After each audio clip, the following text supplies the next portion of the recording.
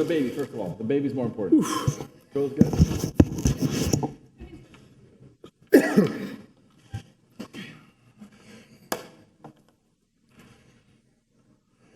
Ready? You doing? Okay. Good evening. I think we're going to call the meeting to order. Recording in progress. Good evening, everybody. This board comprises of 7 members. 4 members of the board should constitute a quorum.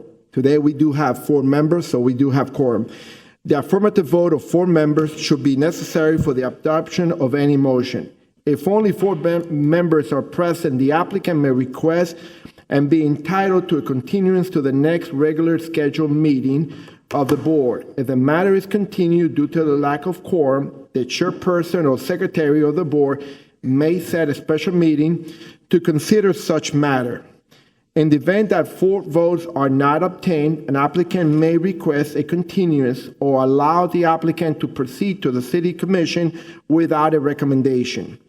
Pursuant to Resolution 2021-118 of the City of Coral Gables, it has returned to a traditional in-person meeting. Accordingly, any individual wishing to provide a sworn testimony should be present physically in the City Commission chambers.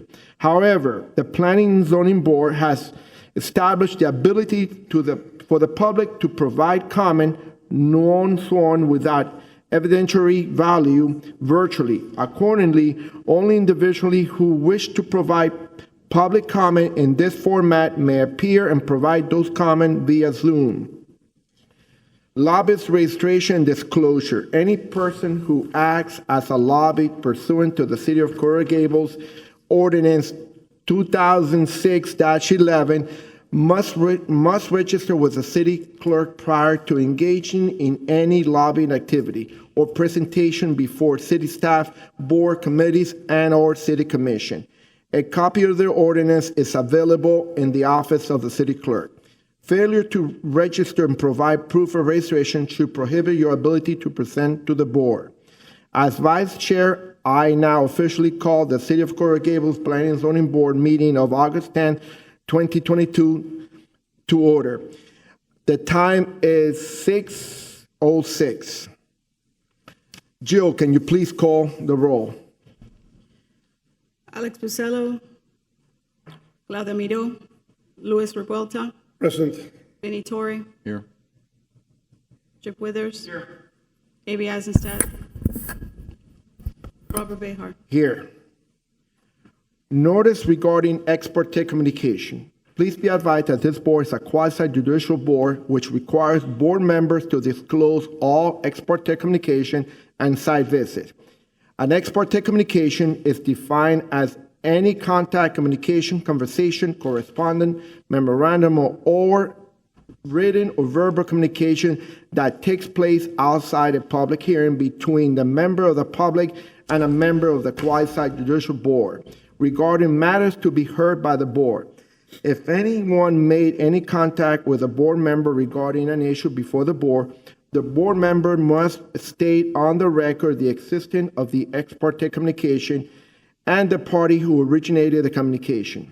Also, if a board member conducted a site visit specifically related to the case before the board member must also disclose such visit. In either case, the board member must state on the record whether the ex parte communication and/or site visit will affect the board member's ability to impartially consider the evidence to be presented regarding the matter. The board member should also state that his or her decision will be based on the substantial competent evidence and testimony presented on the record today. Does any board member have such communication or site visit to disclose at this time? None. No. Sworn in, anyone who speaks in this evening must complete the roster on the podium. We ask that you print clearly so that official record of your name and address will be correct. Now, with the exception of the attorneys, all persons physically in the commission chamber who will speak on the agenda item before us tonight, please rise to be sworn in.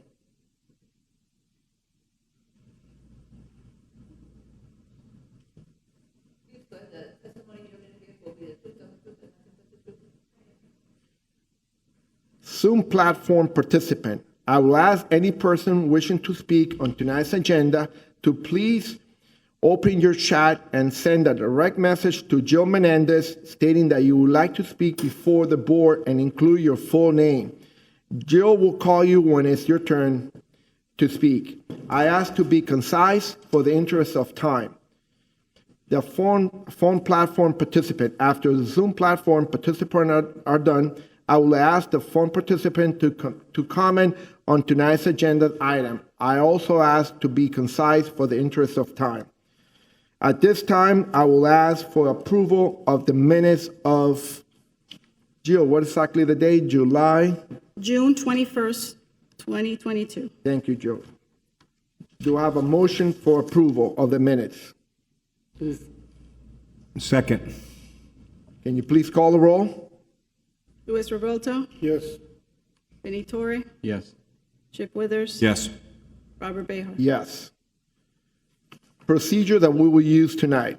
We will identification of the agenda by Mr. Kohler, presentation by staff, presentation by the applicant or agent, open to the public comments, in chamber, Zoom platform, phone platform.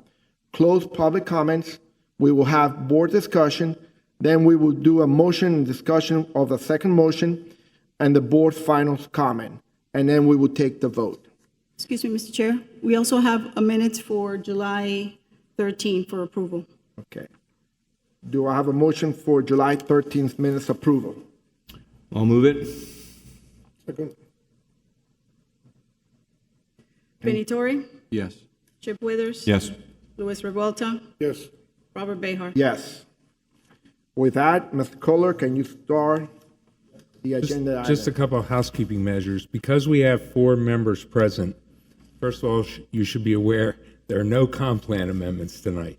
So the problem that we had previously with only 4 members is not present in this case. If you have less than 4 members, then you don't have a recommendation on a particular item. If you have an item and you have less than 4, you can still try to reach 4 with a different motion if you so choose. So I'm mentioning it now in advance in the case that this should happen this evening. So if there's any questions, you just let me know So- as we go along. If we don't get 4 votes on an item, can we continue that item for the next meeting that we could have more members? You could choose,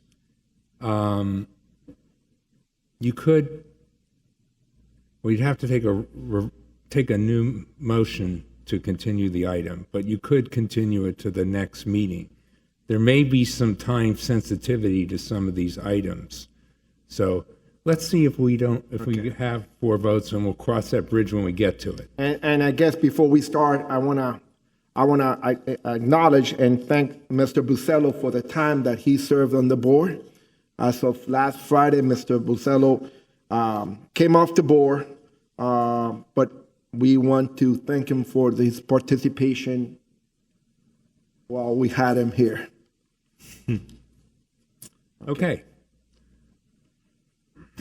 Item E1, an ordinance of the City Commission of Coral Gables, Florida, providing for a text amendment to the City of Coral Gables Official Zoning Code by amending Appendix A, Site-Specific Zoning Regulations, Section A-94, Snapper Creek Lakes, to exempt platted lots within the Snapper Creek Lakes from the building site determination process, providing for severability, repealer, codification, and effective date. Item E1, public hearing.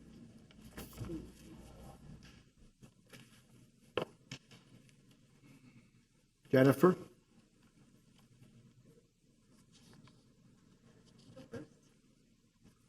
My PowerPoint, please.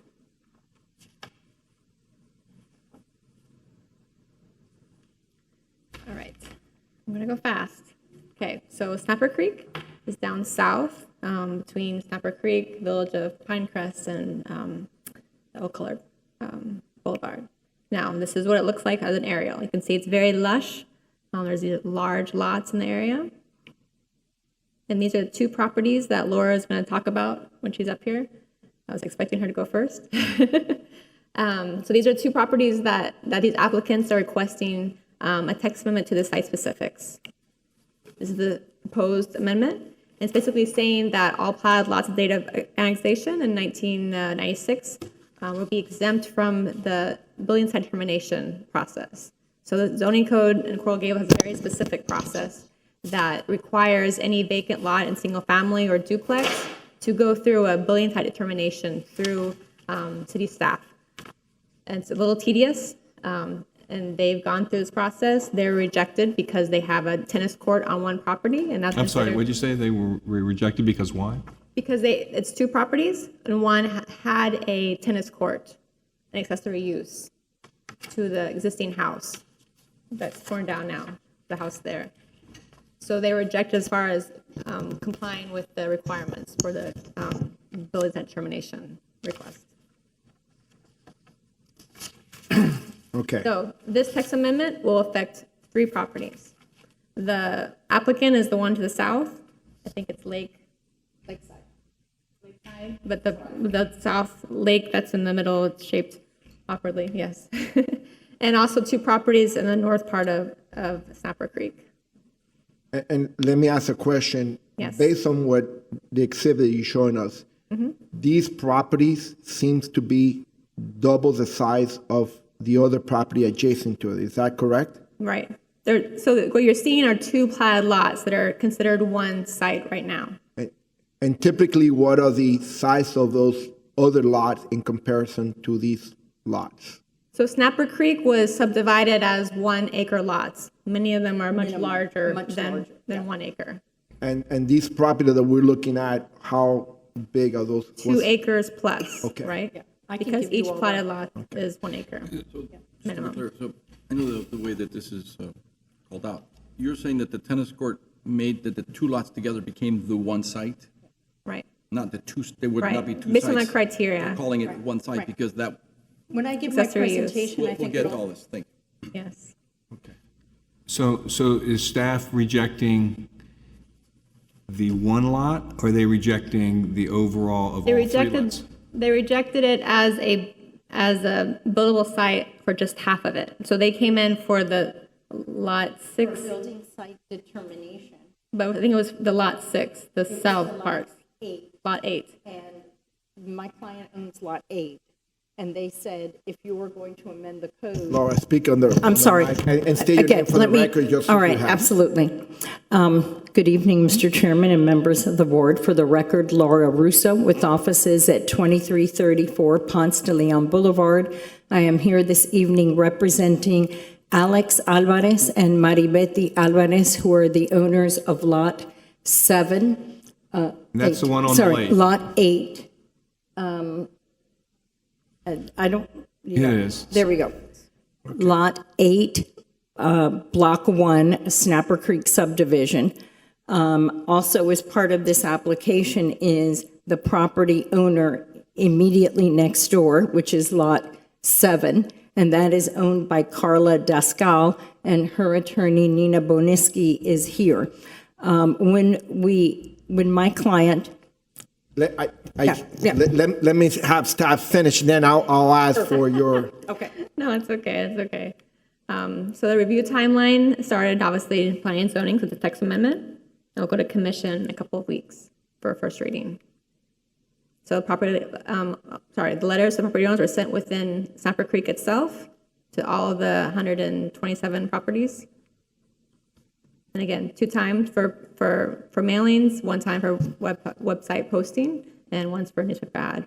So staff finds it consistent based on the comprehensive plan as far as property rights go, and given the fact of the history of Snapper Creek and the intent when it was annexed in 1996.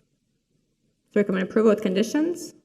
And the conditions, very simple, is to locate these 3 sentences to an existing subparagraph, subsection of the site specifics called building sites, and clarifying that sentence that kind of explains what they're trying to do, but not really. Striking through that and having the 3 new sentences there to clarify the intent. So they're trying to split the lots.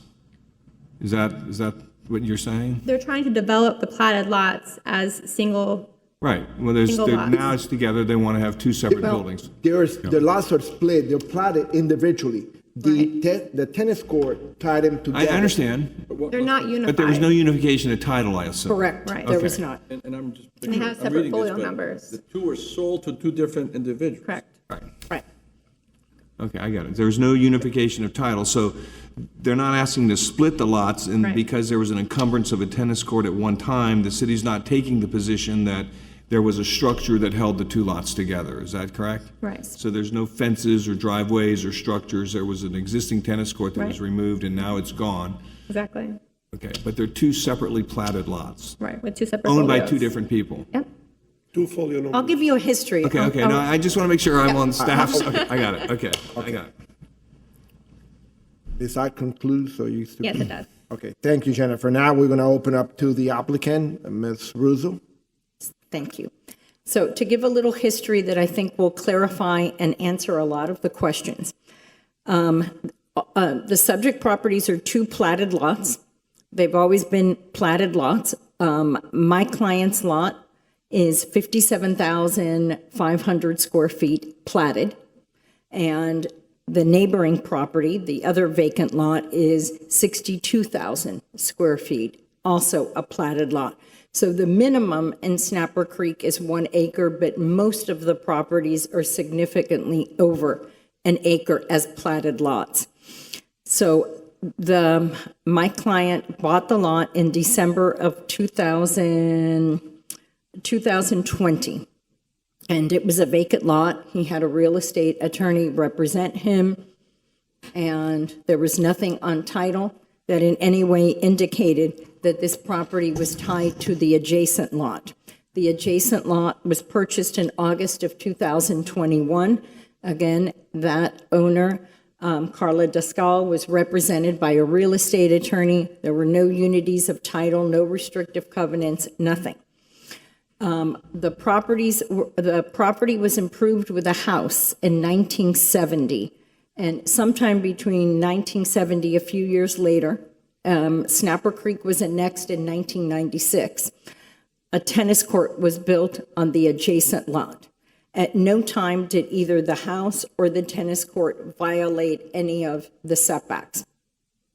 In 2000, File any of the what? any of the setbacks, Okay. any setbacks. Okay. So Snapper Creek has its own setback Right, right. restriction. The owner of the lot in 2018 applied for a demolition permit, obtained that permit, demolished both structures, and then put the property on the market and sold it. Both properties were sold, one each to different individuals. They submitted their application to the Snapper Creek Homeowners Association, which requires approval. They treated each property as a separate building site. And when my client hired an architect and had plans processed and submitted his preliminary plans to the city of Coral Gables, was when he was advised that it could not move forward because this property was once a part of the adjacent lot and could not be developed separately. He needed to get a building site determination. The architect submitted for a building site determination, and it was turned down. So I went to visit the city attorney, and we discussed how the annexation and the specific site specifics for Snapper Creek were there because at the time, Snapper Creek was very worried that their way of life and their restrictions,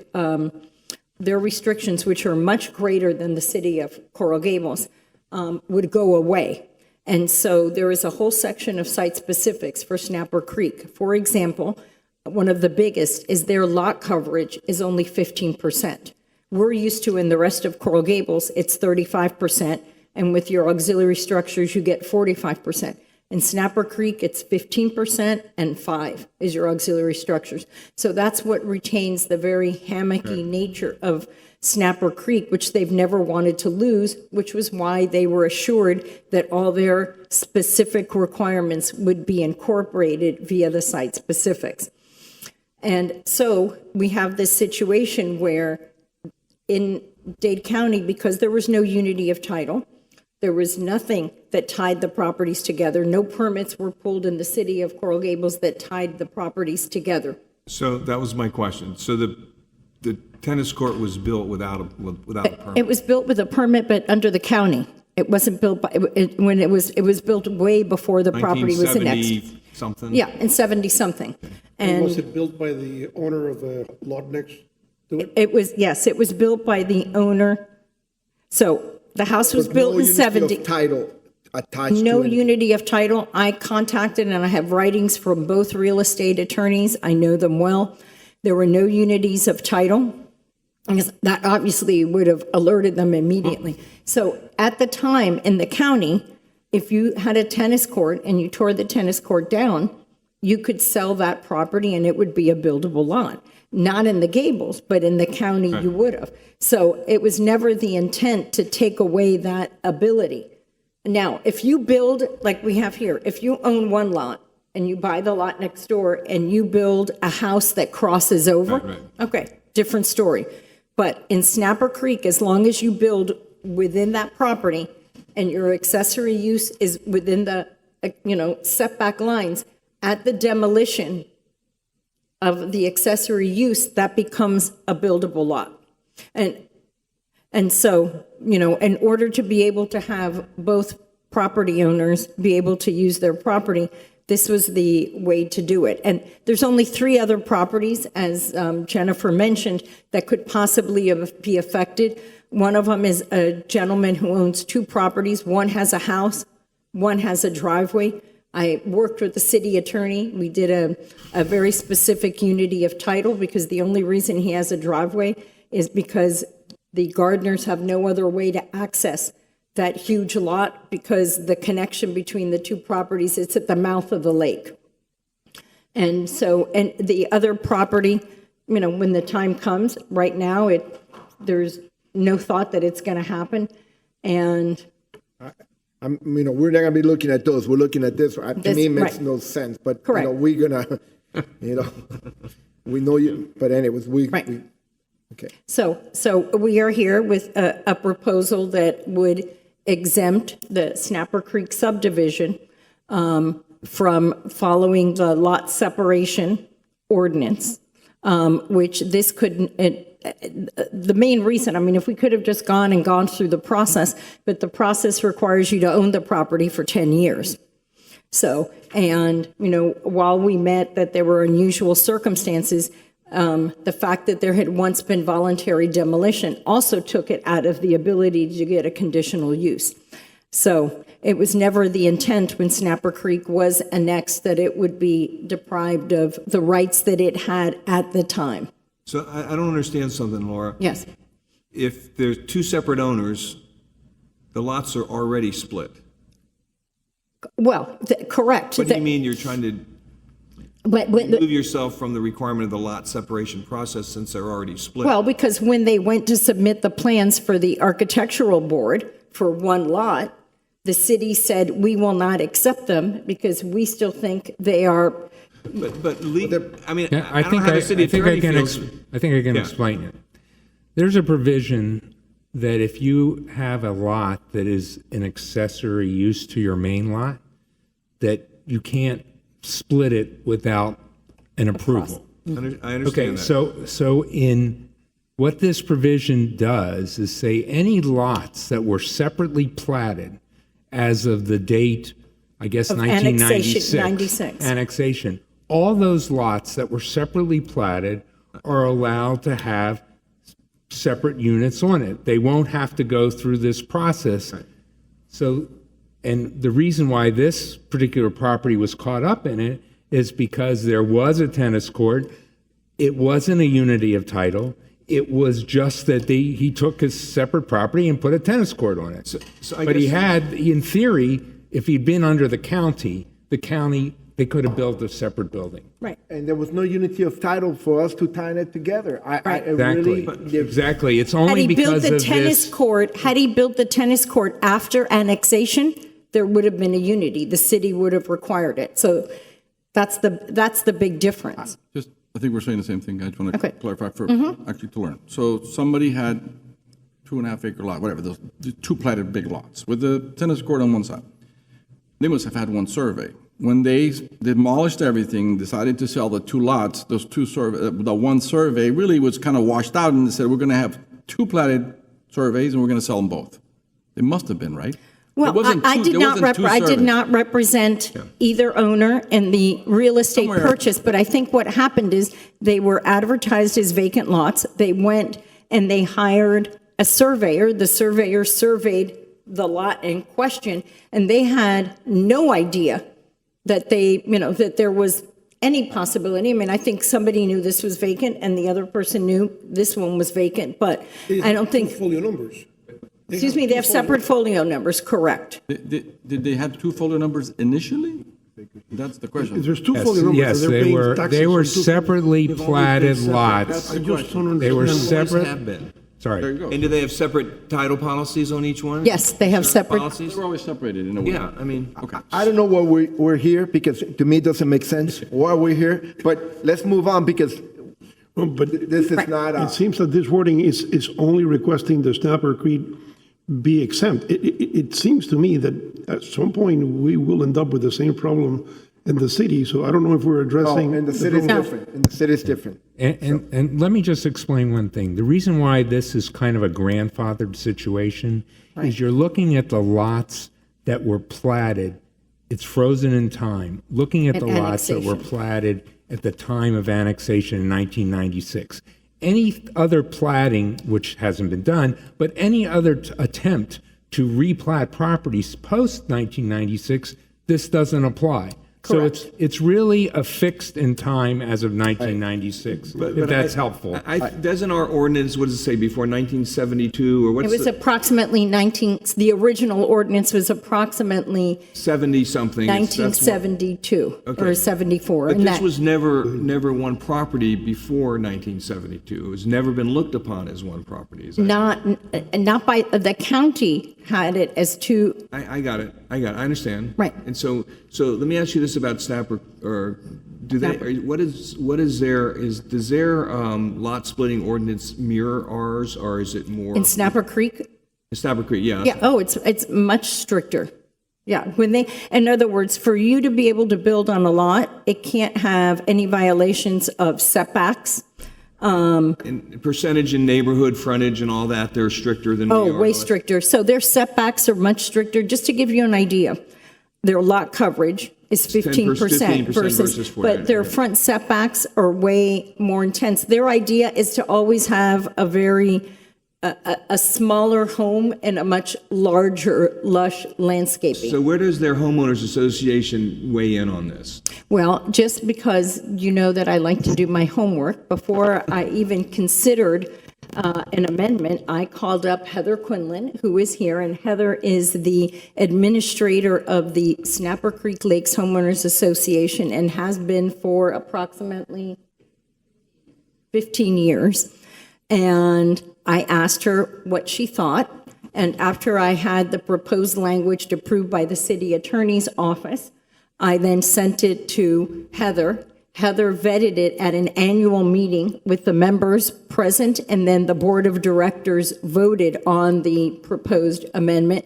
We actually had a neighborhood meeting, which the two owners attended, and a handful of neighbors came out to meet them and to find out when they were going to start building, and everybody is in support of this proposed text amendment. Then one more question. Since Heather wasn't sworn in, I'm asking you this Yes. question. Okay. If this was owned by one person as opposed to two people, would Heather's position be any different? Well, if I think, You understand my question? yes, I understand, and I think it would be the same because there are people that own two lots. They have a house on one and the other lot is vacant. So owning two properties, unless you do a unity of title, doesn't necessarily tie them together. You own an adjacent property. Now, if you turn around and you put a gazebo and a cabana and stuff and you cross over the lines, yes, now you've unified the properties. And Snapper Creek would not let you have both of them be building sites until all the encroachments were removed. I've never seen a lot split with two different owners of the same. But this is not a lot split. I know, but she said they're, Well, it's not a lot split because we're not going through the lot split ordinance, because the reality is that the rights that were available to Snapper Creek at the time of annexation would have allowed this property to be two separate houses. the city's looking at it as one building site. But I think that's No, erroneously the city is looking not at the looking building at one. site. Okay, correct me. Let me explain what the problem was. The problem was, at one time, the tennis courts, the city viewed as an accessory use. So because it had a history of an accessory use, the feeling was this language needed to be clarified, because the intent was that every platted lot, which has to be a minimum 1 acre, every platted lot was considered a building site. So back in 1996, when it was annexed to the city, what got this caught up was this use as one time as a tennis court. But Craig, at the end of the day, there was no unity of No title. unity of So title. they're These not are- tying the two properties together. As an owner of a property in Miami-Dade County, I could probably build a tennis court and use that as a tennis court. Absolutely. So this Yes. makes absolutely no sense. Look, in the interest of time, because we're going over, something, I am, Laura, you concluded with your presentation? Yes, other than answering questions and asking you to please approve the text amendment as proposed, my presentation is concluded. Thank you. Now, I'm going to open up to the public comments. I don't think we had anybody sworn in at the time, right? So, and I will close the public comment. Jill, do we have anybody in the Zoom platform? No, we do not. Do we have anybody by phone platform? No. Then at this time, we're going to close the public comment, and I'm going to open up to the board discussion. Chip, you want to start? I don't have any problem with this. I just don't know if this is the best legal remedy to get to where they need to get to. Because from what I hear you saying is, the lot in the city of Coral Gables' eyes was joined together No. by the tennis court. Was not joined together. No. It was not joined together. One buildable site. There's a I'm provision. sorry, There's a- a buildable site. I'm sorry. The buildable site was looked upon as one buildable site because of the tennis court. No. It was the fact that the additional site was used at one time as an accessory use to the main house. In other words, the tennis court was an accessory use, but it was on a separately platted lot. Okay. There were no restrictions whatsoever. So the only reason why this is any problem at all, if this had not been used as a tennis court, had been completely vacant the entire time, There'd be no issue. there'd be no issue. The fact that at one time in history it was used as a tennis court, notwithstanding the fact that it was a separately platted lot, that's what got it. I understand now. So so your opinion is by simply removing this, this auxiliary use structure, tennis court, by removing that, it now allows it to be two different building sites. That's your position, the city's position, I guess. Well, I don't know if the city Well, I has think- taken a position, but the point is that in 1996, these were separately platted lots. The only thing that could ever be built is a separately platted lot. So nothing you're going to do here is going to create a future issue for this community, because all those lots were separately platted at the time. So this is not a lot split. It is not a lot 100%. split. So an existing owner that owns both pieces cannot use this ordinance to split their two lots. Like those other two building In sites. Snapper Creek, if a owner owns two separately platted lots and there's no unity of title, there's no building structures on them, Right. they would be able to sell their other lot. I got it. But if there's any unity of title, if something's being used as an accessory use, no. But that is only if there's a unity of title. Only as a unity of title. What the city took here is an assumption that, we could look at it, but in the legal matter here is there was nothing tying them together. So Exactly. they've always been It's just- independently platted lot. Correct. Simple, that's what we're looking at here. That is absolutely correct. So if there is no unity of title, but there is an existing structure on one of the other two lots, if they tear that structure down, it now becomes two building sites. Well, I He's think it's. saying yes, and that's my whole Well, point. I want to make sure if it's an adjacent structure, but it's not tied into the main house, in other words, it's a separate structure, and they tear that No, structure that's not what they're down. saying. That's not what they're And saying. you could have, In my opinion, if the tennis court was there, this is still two lots, two folio numbers, two taxes. No, I understand something, guys, but This we is have a- a very strict the city lot saying it's a splitting ordinance in chicken. Coral Gables. I don't And understand. when you put something on those two lots, it joins it together. And what you're saying, if there is no unity of title, even if there is an existing structure on one of those other two lots, which I understood there was a house on one of them, if that house is removed, they can have two buildable sites without having to go through a lot splitting ordinance.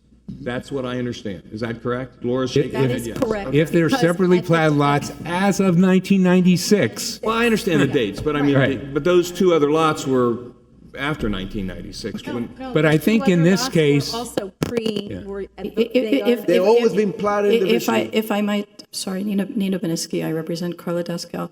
State your name and address for the Sure. record, please. Nina Beniski, 1413 Sunset Harbor Drive. Do we Miami need to Beach. swear her in? I'm an attorney. no, she's an attorney. Okay. Sorry. Oh, maybe I we think- should swear, no. I think Mr. Collar will tell you, and he was the expert at Miami-Dade County on annexation and municipal annexation from the county. In 1996, when Snapper Creek, its own subdivision, they had a certain amount of lots. That was the expectation. They've never split a lot in Snapper Creek. Every lot is over 1 acre. You can't go in and say, I want to build on 1/2 acre and split it like you can everywhere else in the county, including here. So again, by a technical aspect of your code, we've fallen into it. But really, in 1996, when you voluntarily annex yourself in and say, I don't want to be part of Miami-Dade County, I want to have an address in the city of Coral Gables, you do that and you ask for your site-specific regulations, all the restrictive covenants that are recorded in Snapper Creek, the fact that you have to apply and get approved to even buy a lot there or sell it. That's what your lawyer will tell you gives the footprint of what somebody can build there. So when you're annexed into Coral Gables cannot then go and say, oh, we're going to give you different regulations, because that's part of your annexation agreement, and I think he'll tell you that. So I hope that clears it up. That We- does. And I don't, Thank you. are you sure? I mean, you're 30 smart, years of and I'm doing this, not. yeah. But It was always And I those thought are all the annexation agreements were that after a period of time, that you're absorbed into the city of Coral Gables. You're absorbed, but you're, excuse me, Laura will finish the answer, but you have site-specific regulations that are part of your annexation ordinance. We pulled it for 1996. There's recorded covenants, there's restrictive covenants on the entire subdivision in the plat. we're not doing if a you lot had built- split. The lots are split, the lot of individual lots already. It's not like you're splitting it a lot. I'm not worried about this Okay, one. but I'm worried here, about the other I'm going to give the two. answer Chip is looking for. If someone were to have bought a vacant lot or a house in 2000, 2000, okay, and then bought the lot next door. right? And then put a tennis court or a swimming pool or a cabana or whatever, Right. the city of Coral Gables would have required Unification of title. unity of title. So then, if they then decided to demolish everything and sell it, the unity of title doesn't go away. Because they've removed The structure. that's what's So on. someone buying one lot would have said, uh-oh, here is a unity Okay. of title. And so, because this all occurred prior to then, that's why the ordinance and the, Okay, I'm good. okay. Really? I'm ready to make a motion. Louis, before you do, you have any comments? I do, but I'm not going to make it. Thank you very much. I will accept the motion. I'll move it I'll let him do with it. the conditions, though, with the staff's conditions. Are you okay with the staff Do we have a conditions? second? I'll make a second. Joe, can you please call the roll? Chip Withers, Yes. Luis Revolta, Yes. Benny Torre, Yes. Robert Bailey. Yes. Thank you very much. Thank you. Very much, Thank you. very much These are all appreciated. learning experiences, so we take it as what that is. Okay. Mr. Kohler, can you read the next item? Item E2, an ordinance of the City Commission providing for text amendments to the City of Coral Gables official zoning code by amending Article 14, process, Section 14-200 procedures, Section 14-202.6 building site determination by eliminating size restrictions on residents in a separated building site based on what was permitted as a single building site, providing severability clause, repeal of provision, codification, providing for an effective date. Item E2, public hearing. All right, so we have this item right after Laura's item, because Right, it's of course. related, right? And you're very familiar with this, I'm sure. So there's 4 conditions of approval that are listed in the zoning code. Whenever you split a lot and you go to commission, you get approval, you're basically tied to these 4 conditions of approval. One of the conditions of approval says the total square footage of the residences allowed on a separated building site shall be equal to or less than the total square footage that could be constructed on the property if developed as a single building site. So when 601 Sunset, and we're very transparent, 601 Sunset went to commission, they brought up this issue. The commission's reaction was, why is that condition in here? They want to be removed. So staff is striking through that, and we want your opinion on it. I'll make sure I understand what's proposed. Maybe it's the opposite of what I believe is true. I'm going to use Should be greater than less than, yeah. I'm going to use an example, a very easy example, using your table in the bottom. If I have 10,000 square feet and my first 5,000 is measured at 48%, and I have 10,000 feet and I build exactly 48%, I have a 48%, 4,800 square foot house. I split the lot. Under the rules, you're saying that the next house had to apply by the next 35% because I already ate up to 48%? No, by the whatever you're going to subdivide as. So for example, if you have a 10,000 square foot property, your 35% maximum building floor area. So Split it. So each it's no lot longer could be 35. 3,500. Each lot could be 3,500. Each lot could be 48% now, Of 5,000. based on the new splitted lots. But the old rule, will only allow you to build what was left? No, what was allowed before. So if you had, I should have had some numbers, but Allowed before the code change, is what you're saying? no, before the lot was split. So if you could build, they could do the calculations as far as how much you can build on your combined 10,000 square foot lot, and you want to go and you split it, the commission approves it.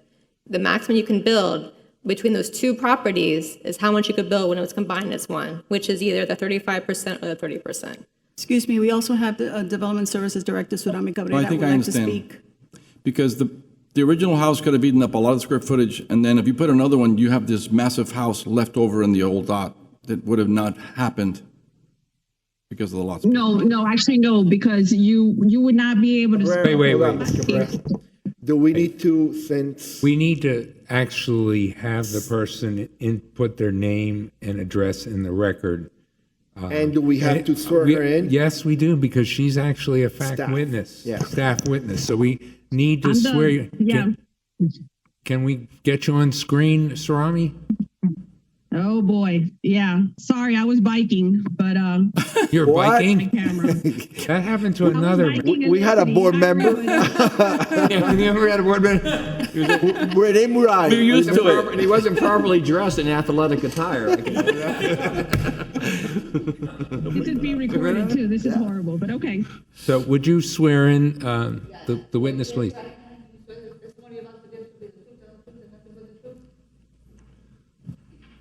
You didn't hear it? I can't hear. The truth, the whole truth, and nothing but the truth. Yes, I do. You need to, Sarami, you need to state your name for the record, if you would. Sure. Surami Cabrera, I'm the Development Services Director. Do we have to keep her on the video? No, we've seen her for purposes of being sworn in. We can relieve her from having to actually see her. Okay. Okay. So what the question that I heard was that it was probably done because if you had a massive house on these 2 lots, right, that were a single lot, and then you do a lot split, you may have a massive home on a little tiny lot. Right. But you would not be able to split the lot if you would create a nonconformity of the lot that has the house. So if that house was over the square footage, we wouldn't approve, and Jennifer, please correct me if I'm wrong, but we wouldn't approve a lot split because we would be creating this nonconformity of being over the FAR. That makes sense. So, right. What's really ridiculous about this ordinance is, let's say that now I have this huge lot and I split it and I sell one of the lots. Whoever builds first could max out their lot, and now the other guy's left with whatever's left over from the lot next to him. And it's just, how do you do that? It's separate owners. It's people have a right to develop their property to whatever everybody else in that neighborhood has a right to develop it to. So it's really like the commission, everybody was like, what is this? What is the purpose of this? And when we looked into it, apparently the only purpose was to try to discourage lot splits. But we're not really discouraging lot splits. We're really creating an issue for people who really should be able to get a lot split. And the lot split process is very vigorous, right? We don't just give lot splits all the time. So the commission wanted us, because of that 601 property that Jennifer spoke about, and everybody learned that this was actually in the code, wanted us to go back and correct this because it really doesn't make any sense. So at the end of the day, really, if you have a 10,000 square foot lot and you're gonna maximum of 4,800 square feet, if I take a 5,000 square foot lot at 48%, it's 2,400 square feet. The math is the same. It's the same, I'm right? not understanding clearly. So what you're saying, that lot, before the original lot could build up to 48% of the total, Right. and leave the second lot with barely nothing, Right. That's what they say. right? Let me answer That's the it. question. What I was thinking. Arceli Rivila, zoning administrator. I do. So let's do the two scenario. So you have the 5,000 square feet. The maximum you can build is 48%, right? So that's 2,400 square feet. So now let's say you have two 5,000 square feet, totaling two lots, totaling 10,000. So the way it is that for the first 5,000 square feet, you can do 48%. The next 5,000, you can only do 35%. So if you have a single building site that is 10,000 square feet, the maximum you can do on that one is only 4,150 square feet. With the current regulation, we have to divide. That's the maximum you can do even if you split it. Therefore, with those two lots together, if we are to evenly distribute it, you can only do 2,075 square feet on both lots after you subdivide it. With if we treat it with what we are proposing now is to have it calculated as 5,000 square feet, 48% for each of the 5,000 square feet, which would allow 2,400 square feet. I think it's clear. I'm fine with that.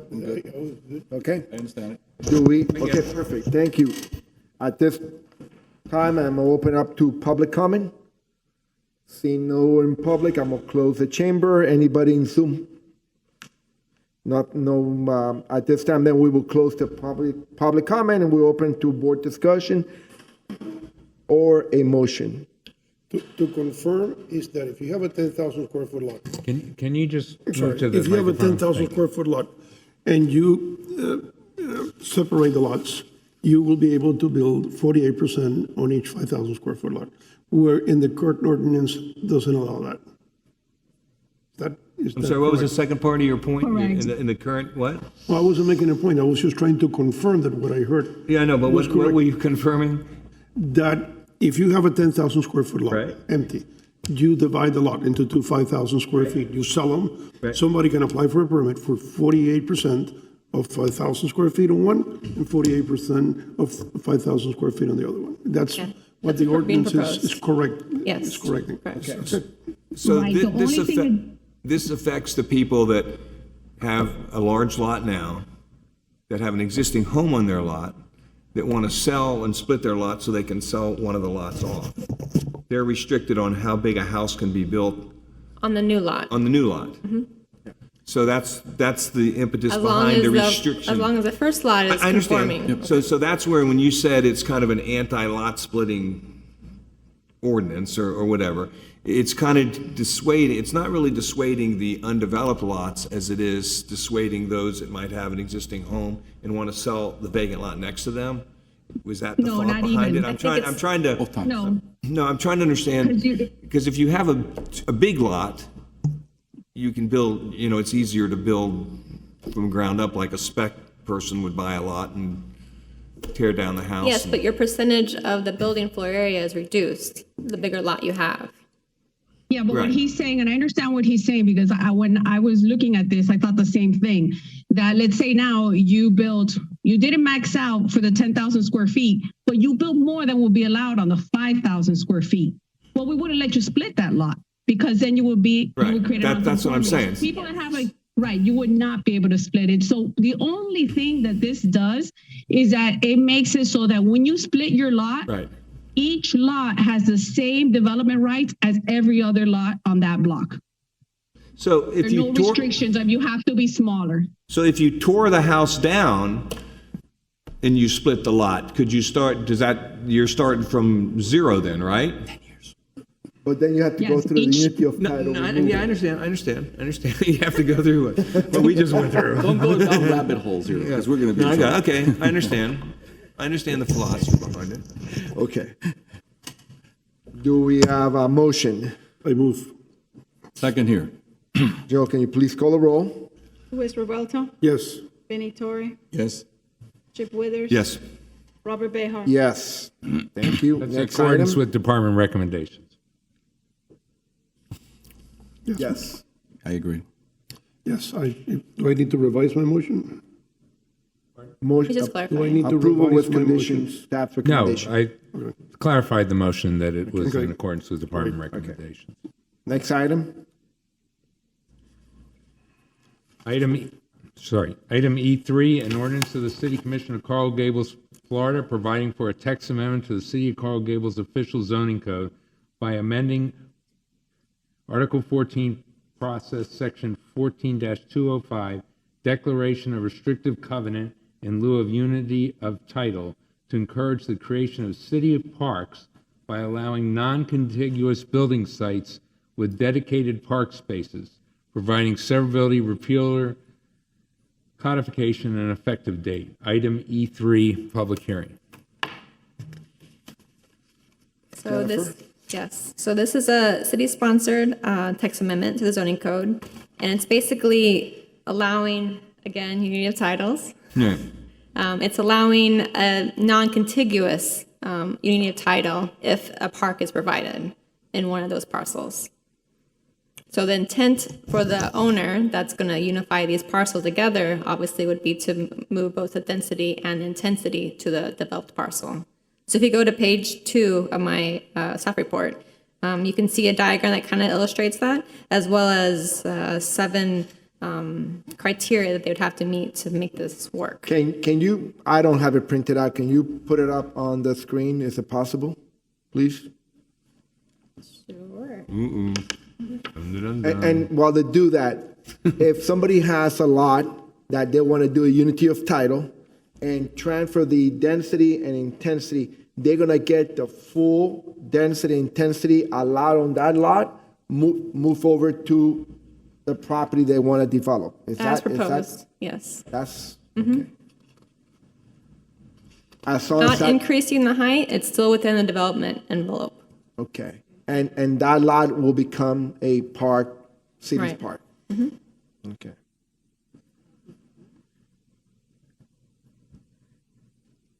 Is there a cap to the amount of rights to be developed?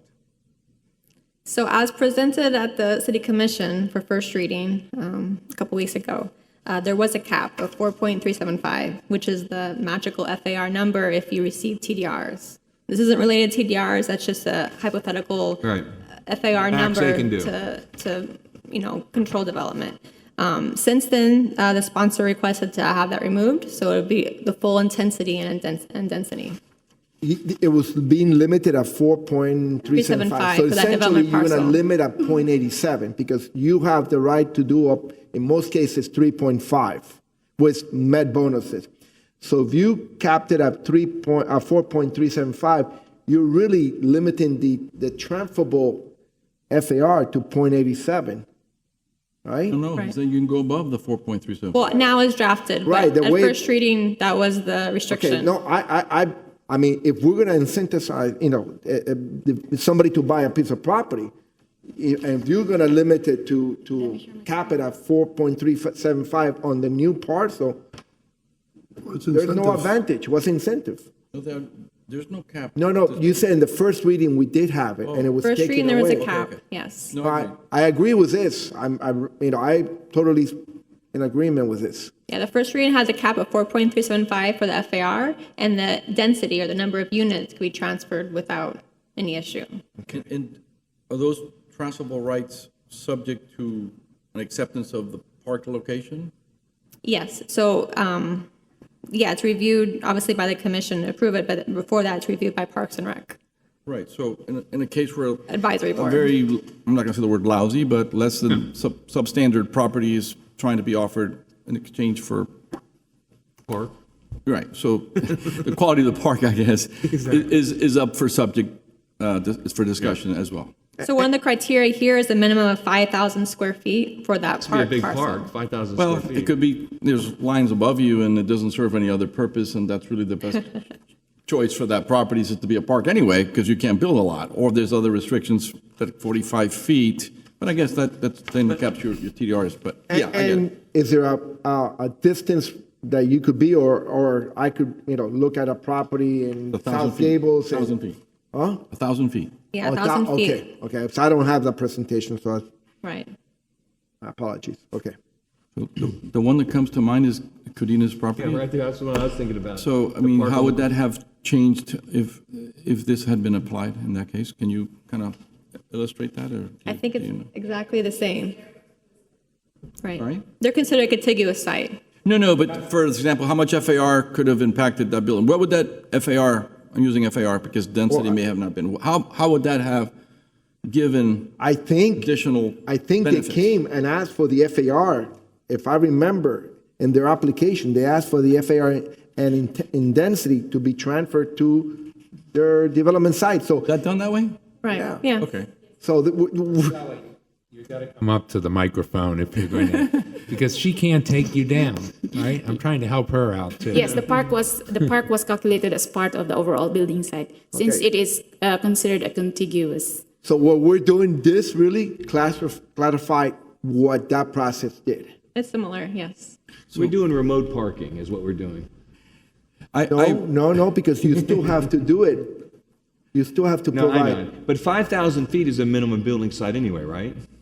5,000 square For a feet for a single-family house. but not for commercial. This is only being applied in your mixed-use districts. I should clarify that. This isn't going to happen in single-family neighborhoods. This is just going to be in the downtown areas with the mixed use. CBD, or is it going to be? This is citywide, so if it's zoned mixed use, 1, 2, or 3, Except for single family, mixed use projects. right? That makes sense. Not My thought multifamily. is that, Yes, because the single-family would not have that makes FAR sense. of 3.5 that they can transfer to the development. Yeah. I view it as this is a good idea, and I think it just, it goes through the process of review here, it goes through the process of the commission, and at the end of the day, it's vetted and it's agreed to because of what you're producing and what you're bringing to the table. And but what I see, and again, this is not a critique, but it's a point that we keep doing what I think already exists, which I bring up every once in a while, is that every project we do look at has that measure of back and forth, has a measure of what, so a lot of folks want to see things black and white when it really doesn't play out that way most of the time because of these sort of things that we're doing continues to be where there's a back and forth, and there's a level of what's right and what's good and what's bad. And I see that happening, but people sometimes have a problem with not it being black and white. I think this makes it clear that you get a public benefit out of this, right? Because you are Offering from the beginning, right off the bat. exactly, and I think in that aspect, it clarifies, that it's a public benefit. Okay. Any, The only question I would have for us to discuss is the 1,000 feet. And where would this be really used more than anything, maybe downtown?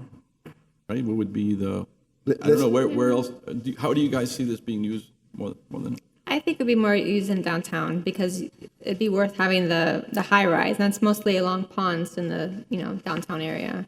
That you would have, you need to have the height of your development parcel, which if you want to pull up the diagram again, you need to have that height to be able to move that FAR into something. but it doesn't have to be downtown. It could be in any MX Yes, absolutely. district. I mean, it could be in Merrick Park, So is 1,000 feet, again, this is for discussion. Let's do that when we open it up to the board. Like a typical block is 500. Anything else from staff on this? No, so this is the diagram that kind of explains on the left. This is your, right now, unity of title requirements. So those two properties, red and orange property, would not be considered a continuous unity of title building site. And the one on the right is showing the park parcel in that corner, and the yellow is kind of the transfer density and intensity. Not extra height, but filling up that envelope that you're allowed to have. So who maintains that park? I think that would be part of the conditions of approval, what the commission wants. Because again, this is a conditional use. I mean, who Option. regulates activity in that park? Who regulates hours of operation? Who maintains it? Yeah, so I think that would be clarified in the condition of approval based on the project. If the commission feels that it should be maintained by the developer, then that's just outlining the condition of approval of the approval that they'll get from the commission, or the commission wants it deeded to them, then they can outline that out. So that project that we looked at up in the North Ponce where they had that linear park on the east side, do you remember that project? The They had that Manila long project? linear park on the east Oh, side. the 1505 Ponds. The 1505 Ponds. 1505 Ponce. So that could have been used to allow additional, No, because it was all abutting. because it was one site. Yes. Right, So this is primarily when it's, right. Split up between Yeah, when properties it's in not between. touching, when there's no property lines. When it's not touching. abutting They're or not contiguous. adjacent property. so the rights are the same to the people that are next to it, that are adjacent, and the ones that are part of their site? Yes. It's the same benefit? Yeah, this is basically expanding that idea of unifying different parcels to be a So you're building trying to site. encourage people to buy green space somewhere else in the city to be used? That is the intent of this, yes. That's the intent But it of has to this. be within 1,000. Yeah, that's- Right now, it has to be within Yeah, that's the 1,000 incentive. feet. So here's what I think. So you have this idea of what you're going to do to make your project be bigger, and you want to go through the discussions with the architects about what buildings you're going to, and then have all this mathematics to do and all this sketching to do and da.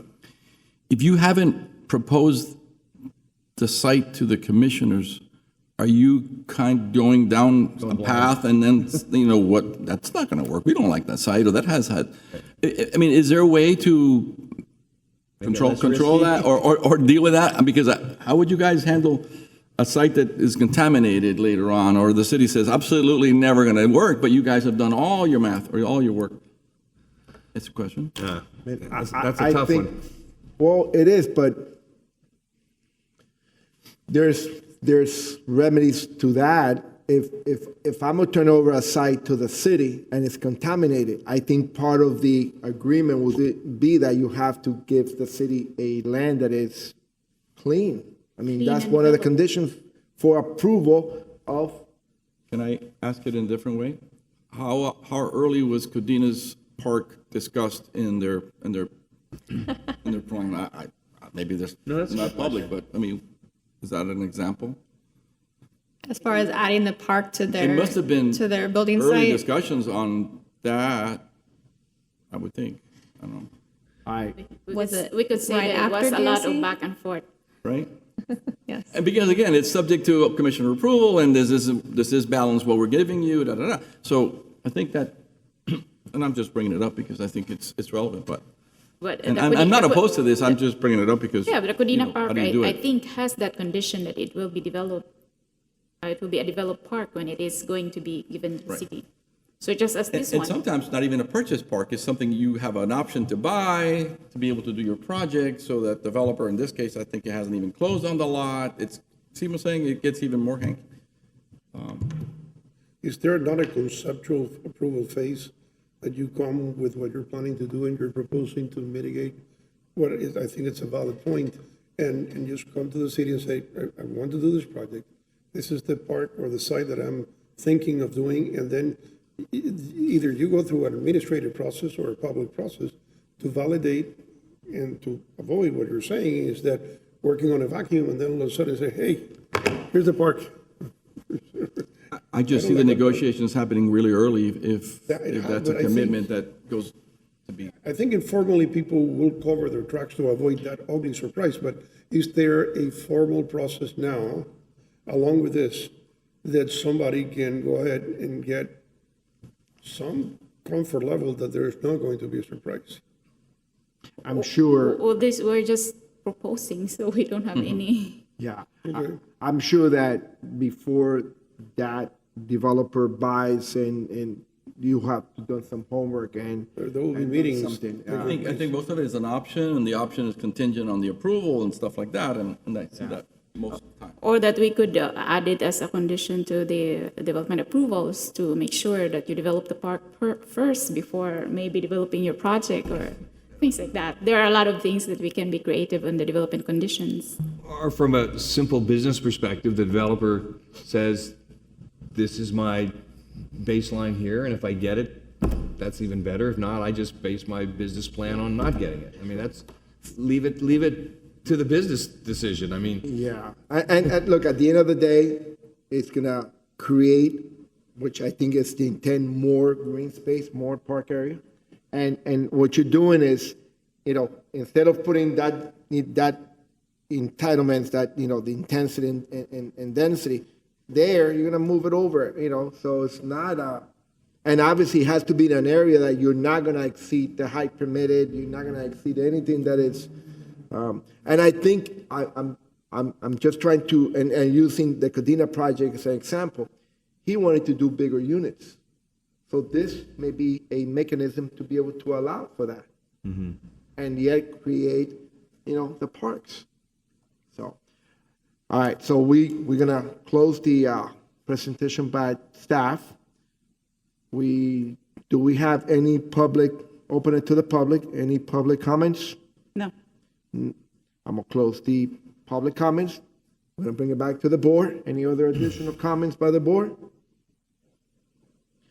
Do we have a motion from the board? I'll move it. So we can discuss it. I mean, You want to discuss it? and there was a discussion about 1,000 feet, but I don't see a lot of opportunity for people to buy green space in downtown anyway. Do you, Vinny? I really don't. I was thinking, again, using the Cadena, and where would there have been property, and that would have been over across by Salzito maybe, or something Where? like that? There's not a whole lot unless someone, There's duplex properties over there that have a couple of empty corner spots. Again, but I don't know, I'm just, But it has to be within the mixed-use designation area. You cannot buy a property, even if it's, well, maybe not. can you cross the line, for example, into a residential area and put a park in the residential area? if it's no, it has to be 1,000 within feet? no, she said, that's what I That's asked. what you were saying? This only applies to mixed-use districts. So you have to be within the, okay. Yeah. I mean, maybe there's some up in the North Ponce Gables area. Look, I think giving 1,000 feet gives more options and more ability for this to work. I think.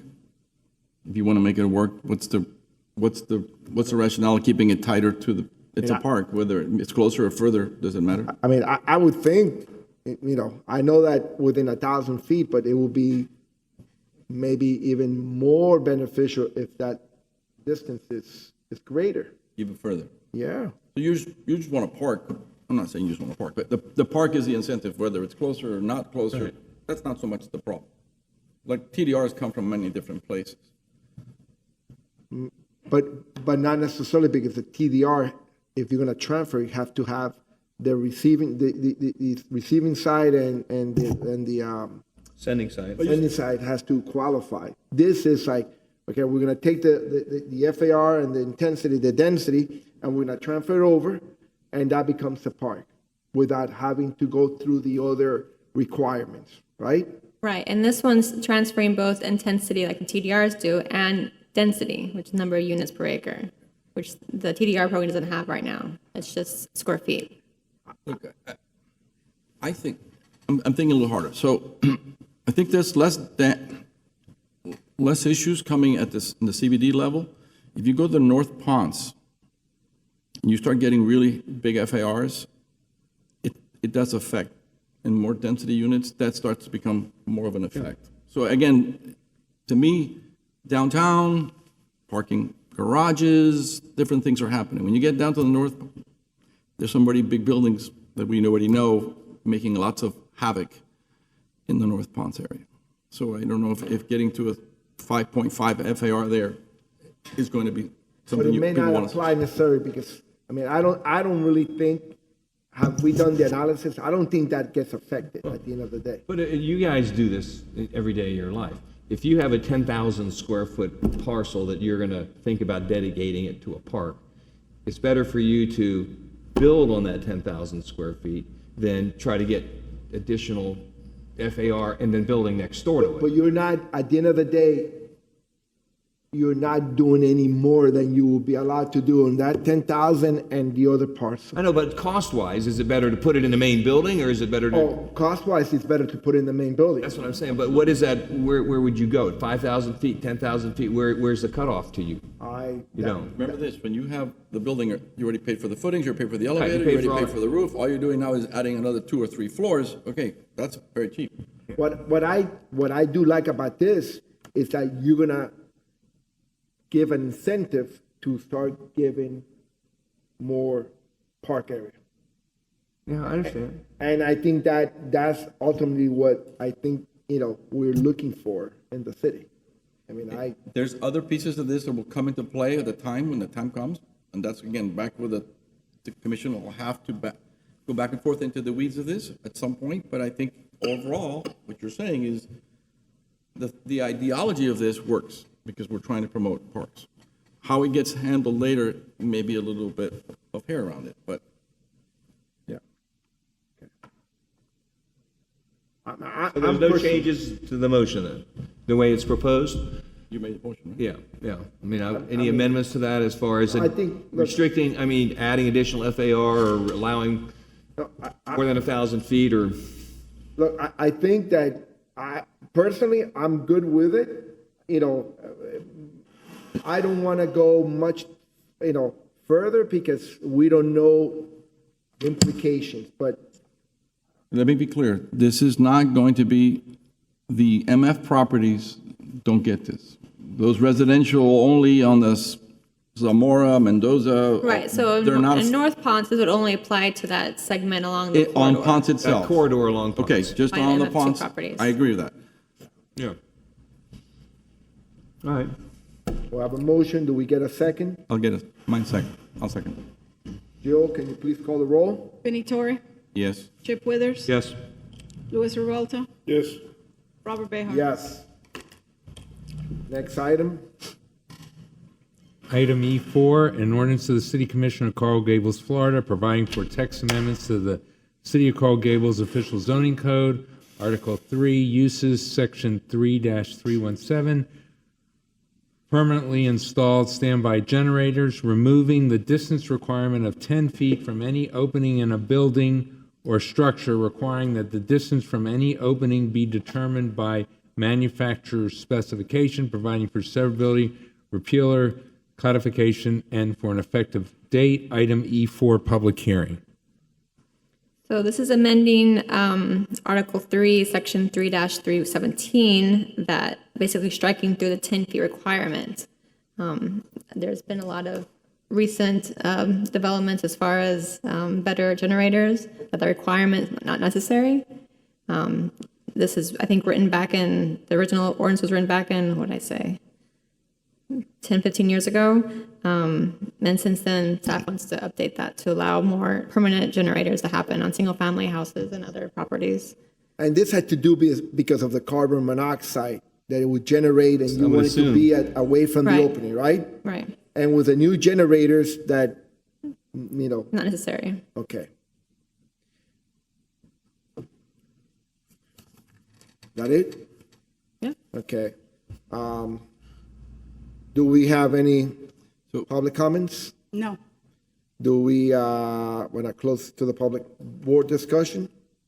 Benny, you want to start it? No, I was just making sure, so the ones that are going to say here, and they will be mechanical, electrical, structural divisions, looking at the literature. Yes. And you propose it? If it meets it, they sign off on it. My discussion that I want to bring up is that there are cases, and I know of houses, and I'm going to use mine for example, that I renovated my house. So it's not like I built my house and I had the opportunity. I am 10 feet away from, I have a 75-foot lot, so I'm 10 feet away from one side and 5 from the other, the 20% combined requirement setback. I could never do a permanent because the setback, you're not allowed to put a permanent generator in a setback, right? Right. I mean, I think that something may need to be looked at because, like me, there's how many houses we have in Coral Gables? You know. 17. You're saying you want to maybe put it in the 15 and maybe keep it 5 feet or Well, something? no, I'm saying is in the 10 feet that I have, maybe we maintain a 5-foot setback for the generator instead of the full 10 feet. Arceli Rodilla again. Actually, the interior side setback requirements for generator is 5 feet minimum from the side property line. So generators are exempt from the 20% requirements. You can do it. Thank you very much. I didn't know that. Thank you. So that's Oh. Do it. it's on the ordinance and it's on section 3. Oh, no, I believe you. 337. Araceli, I believe you. And that's on the record. Okay, good. I like it, Just for hurricane season, it's almost over. You'll put it in, right? you know? So, okay. Interior side setback. Is the regulation of not putting a emergency generator properly screened on a side street still in the code? Yeah, we're not touching that. We know how to call for all the code. Okay, I'll move it. Do a second? I will second it. Call the roll, please. Chip Withers, Yep. Benny Torre, Yes. Luis Revuelta, Yes. Robert Behar. Yes. Excellent. We don't have any discussion item. Do we make a motion to adjourn? So moved. Second. Please, all in favor? Aye. Aye. Thank you. God, it took us 21 extra minutes. I wanted to. Hey, Vinny, I thank you for getting to send that plan out. I will not be at your next meeting.